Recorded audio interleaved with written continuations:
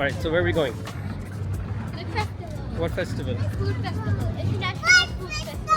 The International Food Festival. Yeah, strawberry ice cream. Okay, we're gonna go get strawberry ice cream. Today is the first day of the International Food Festival here in downtown Raleigh. So yeah, there's supposed to be a lot of food vendors. So I hope we're all hungry.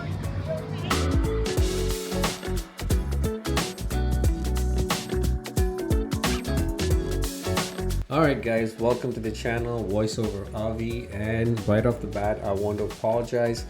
I'm trying this new voiceover thing and I don't know exactly how I should be doing it. I'm just doing it in a way that I feel comfortable watching the video and just talking over it.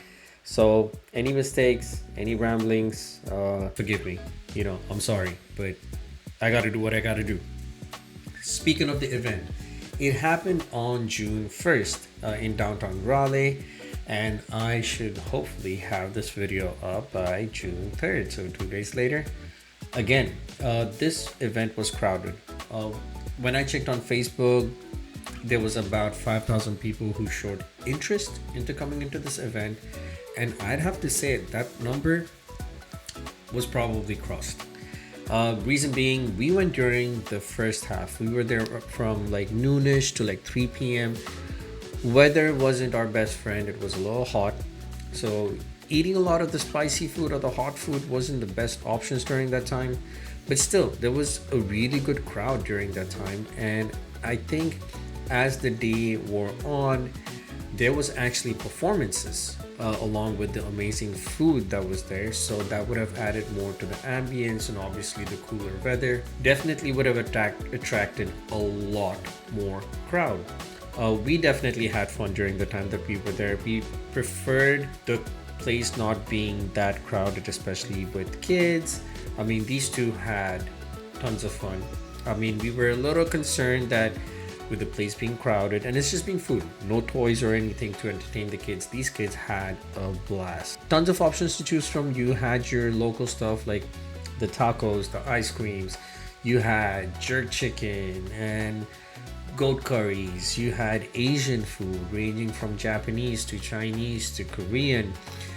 So much food, you could easily get overwhelmed. I honestly came with a game plan as to what I wanted to eat, but that flew right out the window in the very first minute. One good thing was they did have some places, tables and chairs set up for people to eat. You could also just sit on the sidewalk wherever you felt comfortable. There was only foot traffic, no cars or anything were going by, especially in the streets where they had the vendors and the surrounding streets. So tons of places to sit as long as you found some shade, you know, really nice. Emmanuel wanted boba, so yeah, we got some boba. I'm gonna keep quiet now, go back to the live part so you guys can hear.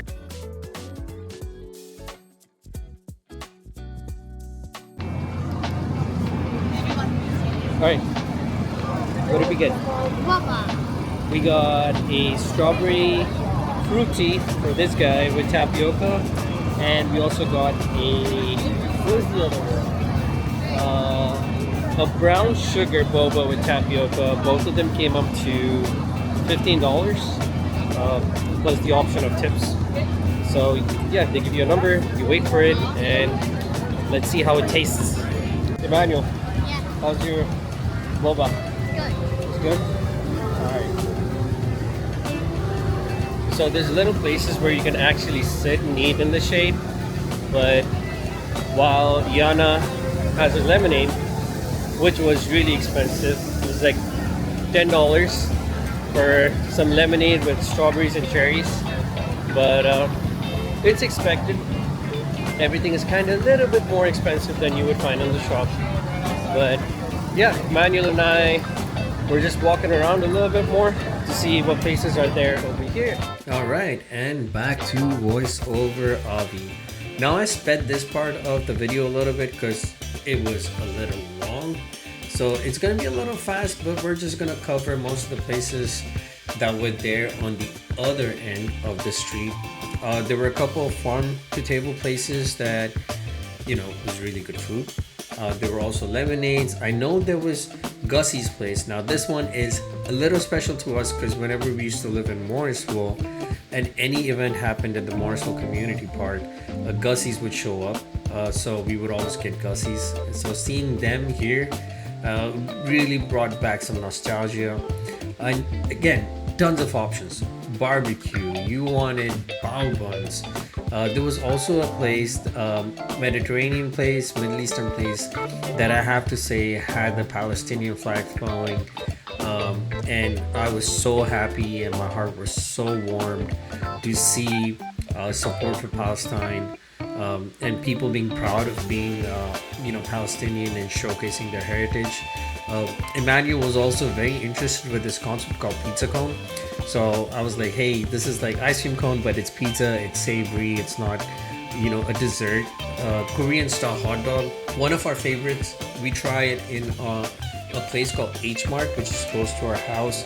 Emmanuel hasn't tried it, so I really would want to take him one day and try it and see what he thinks about it. There was also poutine, which again Emmanuel hasn't tried, and the whole concept of like fries with cheese curds and gravy. I know Marina isn't the biggest fan of it. I absolutely love it, especially during the winter time. I think poutine is really warming. So definitely whenever I see poutine anywhere, I go grab it. There were also some places that had like blooming onions and the regular street fair food, or like the fair food you find at the state fairgrounds, something that's going to give you a heart attack and also diabetes at the same time, because we found deep fried Oreos, deep fried Snickers. I mean, being diabetic, I saw it and I could feel my blood sugar rising. But again, let's go back to some live commentary courtesy the family. All right, by far the cheapest food so far. We got pickled cucumber and pickled eggplant onigiri. I love onigiris. Emmanuel loves it too.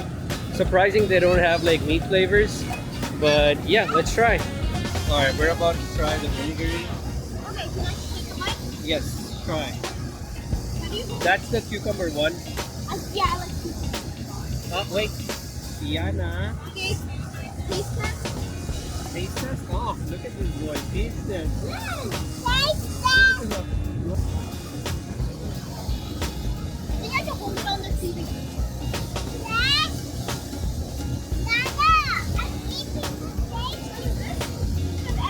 No, that's the cucumber. That's the eggplant.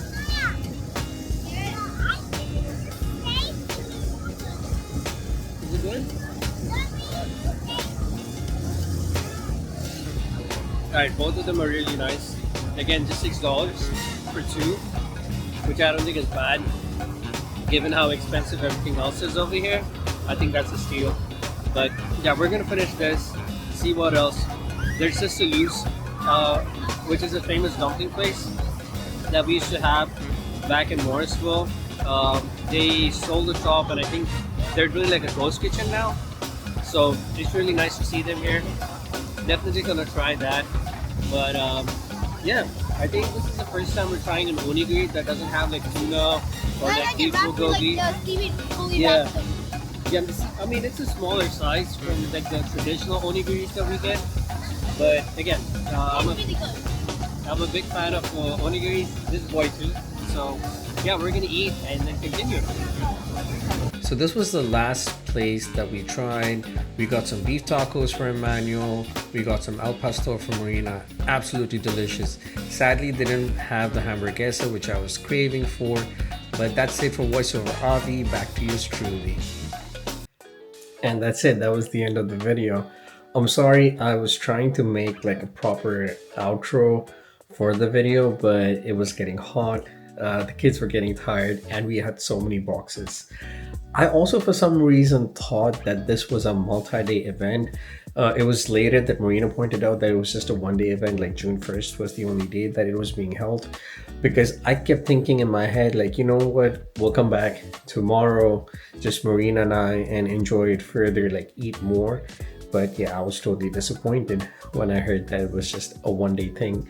But a couple of things to remember. I mean, this is the first event that I saw happening in downtown Raleigh. So if you are coming to downtown Raleigh for one of these events, Really important to remember. First thing, parking is easy. Usually whenever events like these happen, especially by the NC State Fairgrounds, parking is tricky. And if you don't get parking like on the state fairgrounds, you usually have to get parking by the surrounding houses. Like they open up their own parking spaces, but they charge like really big amounts, like $25-$30 for the day.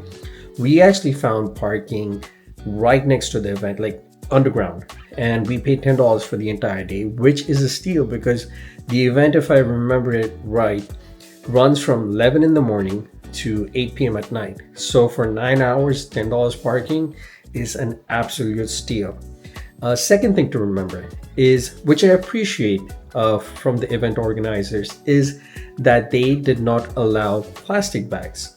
Now, good on them, but inconvenient for us because we didn't know that. I didn't know that. So I would have loved to carry some bags because by the end we had about 6 or 7 boxes of food that we wanted to bring home and eat. We didn't want to eat it outside in the heat or in the crowded spaces because there were a lot of people. So if you are going for an event like this and you think that you might enjoy the food at home rather than at the place, then definitely take a container or a bag to bring back the food. So finally, guys, I hope you guys enjoyed it. There are tons and tons of plans that I have for this channel moving forward. I want to do like a podcast style to bring more consistent videos. For those who've been following this channel, we actually have lost our monetization because I wasn't consistent with the uploads, and so it's my fault. Editing, planning for these videos, recording them and all that, given I'm the only one who does it, is a little bit too much. With 2 kids, full-time job, it's a lot. So I'm hoping that doing podcasts moving forward would also add a different element, especially to the consistency and the uploads, and also engaging with you guys. So again, excited, looking forward to sharing a lot more about our views, about our life and day-to-day what we do as a family. So stay tuned, hit the subscribe button, leave a comment down below as to what cuisine you would have tried if you were at this event. So maybe next time if there's a similar event like this, we'll definitely try it out for y'all. So again, leave a like, comment, subscribe, all the good stuff for YouTube analytics. Until then, next time, stay safe, stay healthy, and we'll see you guys again.